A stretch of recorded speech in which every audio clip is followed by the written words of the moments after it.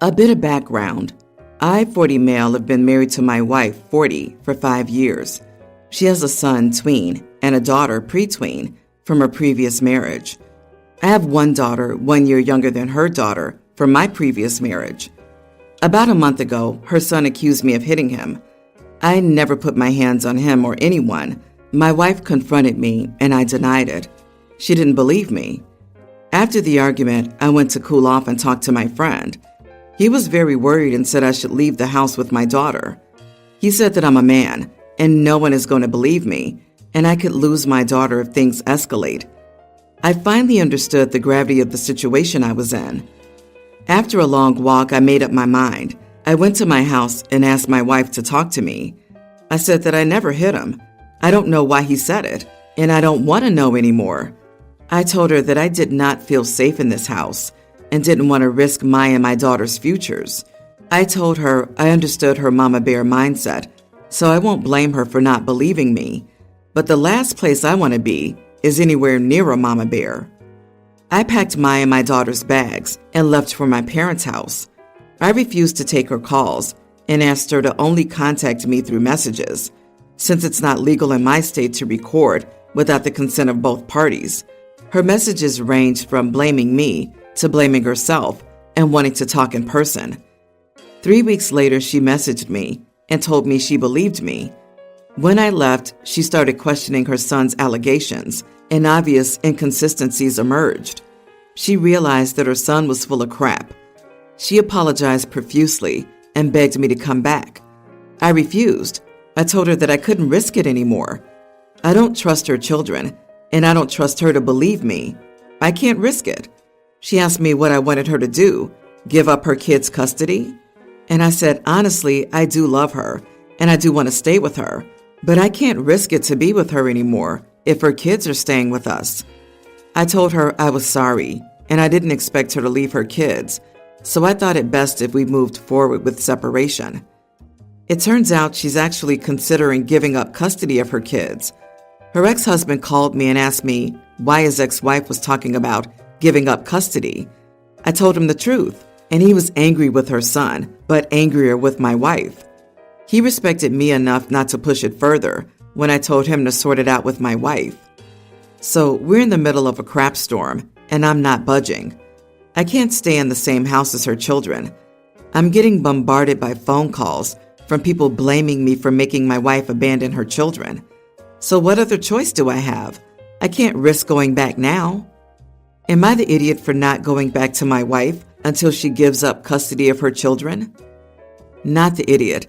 How does she go from mama bear, who will do anything to defend her children, to if you come back to me, I'll ditch the kids? Disturbing. A parent who gives up their children to be with a romantic partner is not someone worthy of your time. Suppose she was saying she wants the kids to be in therapy, either you two being temporarily separate or the kid being primarily with his father. In that case, she's considering giving up custody without any thinking. If she does this with her children, she'll do it to you. Yeah, this is what has me confused too. Mama Bear was ready to rip OP apart and didn't argue when he decided to go, but is now all, yeah, screw these lying kids. Please come back, dear meal ticket, hubby. And she apparently didn't tell the ex-hubs the truth, since he had to call OP to find out what was going on. Mama Bear should be renamed Drama Mama Bear. She likes the drama of it. She took 3 weeks to decide to allow OP back into their lives. The minute OP was like, nah. Drama Mama Bear's all, screw these kids, yo, and is blaming OP yet again for all of it. Or she realizes that her son will never be happy if she's with anybody at all, meaning she'll never be able to be in a stable romantic relationship because her son will sabotage it. She realizes her son has issues, showing he's willing to go to extreme lies to get his way. I'm torn. People are saying she should have believed you, and I understand their mindset. What if it was her posting? People would ask how she could believe her new husband over her son and how she's risking her son's safety. So it's a lose-lose. Ultimately, I do think you were right to leave 100%. I wouldn't go back personally. She'll end up bitter and resentful that she gave up custody for you, and any argument you have will come back to, well, you have your daughter, and I gave up my kids for you. It won't work. Don't waste any more time. Resentment will grow and fester. My husband and I have an infant daughter who hates my mother-in-law. Every time she comes over, my daughter screams to high heaven and does not stop until mother-in-law is out of view. My daughter doesn't do this when it comes to literally anyone else. My husband thinks it's because his mom doesn't come over often enough. She's here no less than once a week, but usually 2 times a week, and no one comes over as often as she does. Everyone else has only met our daughter at most twice. His opinion is not valid here. Not because I don't respect his opinion, of course, but because she is here often, and my daughter still hates her. My daughter's met my mother twice, and she basically wrestles to get out of my arms to get to her, and smiles and giggles the entire time. She truly just doesn't like my mother-in-law. I personally cannot stand when my mother-in-law comes over anymore. My husband and his mom try forcing a bond by passing my daughter to mother-in-law and having mother-in-law rock her and try to soothe her as she's holding her breath and screaming the entire time. But it's really set my irritation in stone when my mother-in-law said today, "Cry all you want. You won't get your way.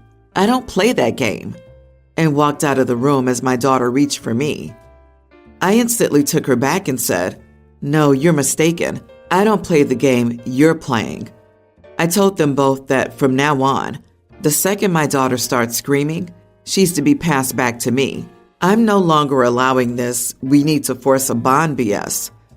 Before my mother-in-law left today, my husband said, "Maybe you should come by more often, even when I'm at work, because the more my daughter sees you, the more she'll recognize you, and the bond will happen eventually." I stepped in and said, "I'm not okay with that. His mother is here often enough, and I don't want anyone here when he's at work. Not only is it my downtime, but it's also when I'm working. I work from home, and I don't want anyone here." My husband said, "Yeah, but she could help you by watching the baby while you work." I told him, "It doesn't help me to listen to my baby scream bloody murder, actually. And once again, it's not happening. She can stick to her usual of coming over when he's here, and that's it." He says I'm purposely ruining the chance of a bond between his mom and his baby. I'm doing no such thing, though. She doesn't like her, and having her come here more often than she already does will just mean that my baby's going to be screaming a lot more. Am I the idiot? Edit. My mother-in-law is a good woman, and I've always gotten along with her, and I always brag to people that I lucked out because I don't have a toxic relationship with her like all the other people I know have with their mothers-in-law. My daughter is not feeding off my dislike for my mother-in-law. She's never liked her. I don't know why, but it doesn't change the fact that my daughter screams every time she sees her. I am irritated with my mother-in-law's presence now, but only because she sees my daughter holding her breath and screaming and refuses to get out of her face and continues to try and force my daughter to accept her. It still doesn't make me hate my mother-in-law, but it does make me dread her coming around the baby. My husband's suggestion that she comes here to help me by watching the baby while he's working would quite literally do the opposite of help. I won't allow my daughter to scream like that, and I won't get any work done. Not the idiot. What on earth is this forcing a bond nonsense? Has that ever worked for anyone? Maybe your husband can take the baby to work, and his mom can visit him there. Let them see how fruitful this is for the relationship and how it really ramps up your husband's productivity. Mother-in-law's trying to relive her motherhood instead of just backing off and acting like a normal human being. You cannot force a baby to like someone. Babies are like cats. They gravitate toward the people who ignore them, LOL. I never force myself on babies. I always hold back, smile, talk expressively, offer something to play with, which often works. Exactly. When my niece was born, she would cry when I tried to hold her. So guess what? I didn't hold her. Once she was past the baby phase, I could play with her, and we developed a super strong relationship. Her parents say I get more info out of her than both of them combined at this point. Teenager. Mother-in-law needs to chill out. Don't take it personally. And meet baby the way baby wants to be met. My son is the first in my family to get married. I've never been married. I've always been a single mother. I'm 65. My son and his wife live 5 hours away from me, so I don't see them often. When I heard the engagement news, I told my son I wouldn't have much to contribute towards the wedding, but I'm always supportive. They got back to me via text and told me they never expected anything from me, as they knew my financial position, and that I'm also housing my daughter and grandson. I will also say I am a very shy person and have social anxiety. For their engagement party they held in my city, I came for an hour and left. Big social gatherings aren't my thing. I don't think my daughter-in-law took it well, but I'm sure my sons explained my social anxiety. For their wedding, I was sent an invitation, and my kids and I planned on attending along with my one brother and his wife. My family's extremely small, and my daughter-in-law's side probably had 100 guests. Well, I don't know much about weddings and wasn't asked to help with anything. I just showed up when the day came. Upon entering, we sat in the church, in the pews, waiting for the ceremony, and her family was in the hallways all socializing. My son came out and sat with us for an hour before the wedding, and then sat with us halfway through dinner. He also stood in line with us for pictures while his wife was socializing. My daughter-in-law won't talk to us, and it's extending to my son because we ruined her day. She said we didn't help with the wedding planning or want to be involved, even though she understood I couldn't help financially. She was upset I never once reached out to her to see if she needed any help, and that I didn't care to socialize and talk to anyone at the wedding, and that my son had to keep leaving her side to make us comfortable. She also said her family asked all night if we even wanted to be there because we seemed aloof and rude. Because of this, she doesn't think we support them or their marriage. My son said my daughter-in-law is highly disappointed in us. I wasn't rude to anyone and tried to let them enjoy their day without intruding. Am I the idiot? I'm sorry, but I have to say you are the idiot, though obviously not intentionally. I notice people keep saying that the daughter-in-law didn't communicate expectations, but frankly, the idea that the mother of the groom needs to be specifically told to be involved is a little silly. Not financially, that's completely fine, but it never once occurred to you to ask about helping out or cleaning or anything like that? Aside from that, and this is on your son, he shouldn't have spent that much time at his wedding sitting with you.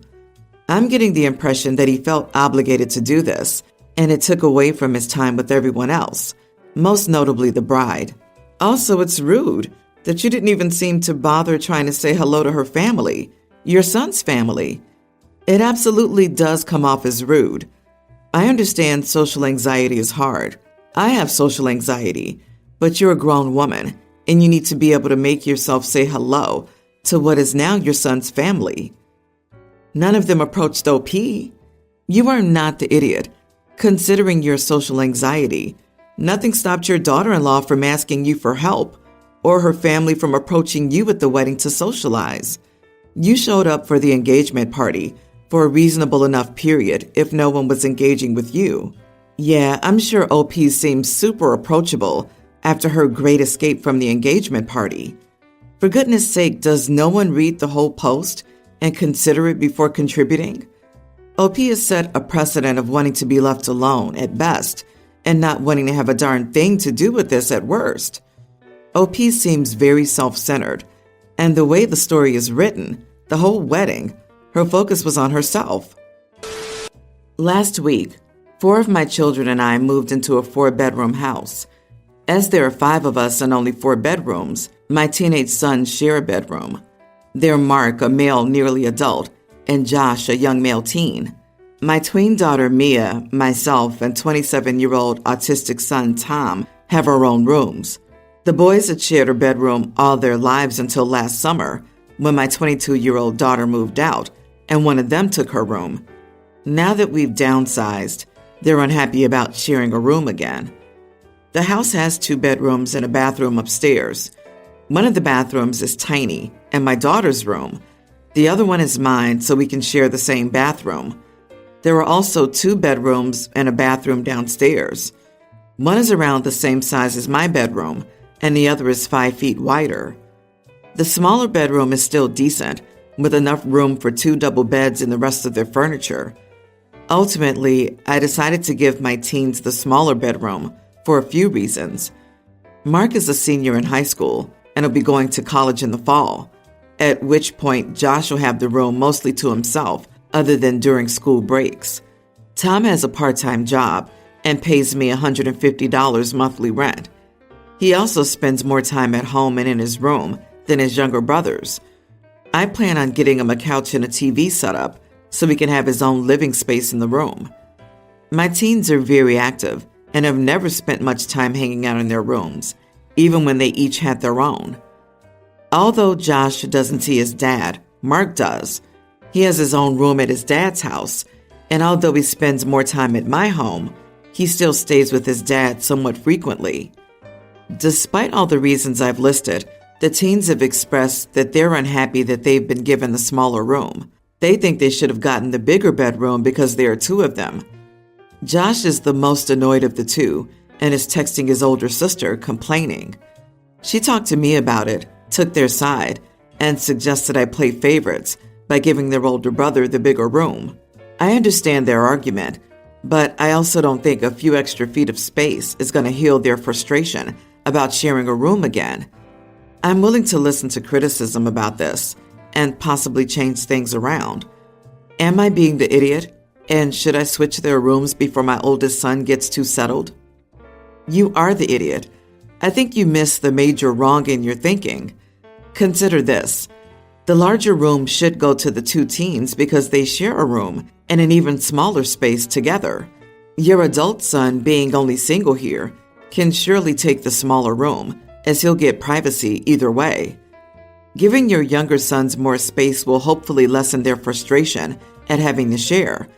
And as far as giving your adult son a couch and a TV setup and that whole shebang, you are favoring him over the younger 2. He doesn't need that. It was a bad move. Switch them. I agree. If the eldest son paid genuine rent other than a pittance, I could see the argument that he gets priority. Unless he's buying his food, which I doubt, that's not covering his living there. If he's working, he should be able to cover $500 in rent, his own food, his own phone, and his car and insurance. He doesn't pay genuine rent or groceries, so I can't argue for him getting priority. Info. So you had 5 people in a 5-bedroom house. Why the heck would you downsize? Everything was perfect. My older daughter was paying a significant share of the rent from when she was 19 until she moved out.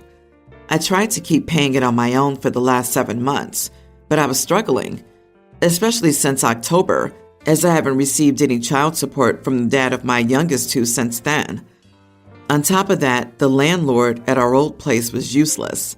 The house had so many issues that he was never going to fix. The new house has some other upsides, including a bigger yard, which the boys will use a lot of. So your 22-year-old daughter has been paying a significant share of the rent since she was 19, while the 27-year-old bro was doing what? You needed to be charging your 27-year-old more than just a pittance. You are the idiot. You're playing favorites. Just because your son is autistic doesn't mean he needs a bigger room with a TV set up all to himself with a rent discount. It's a great way to show your other kids you never prioritize them over him.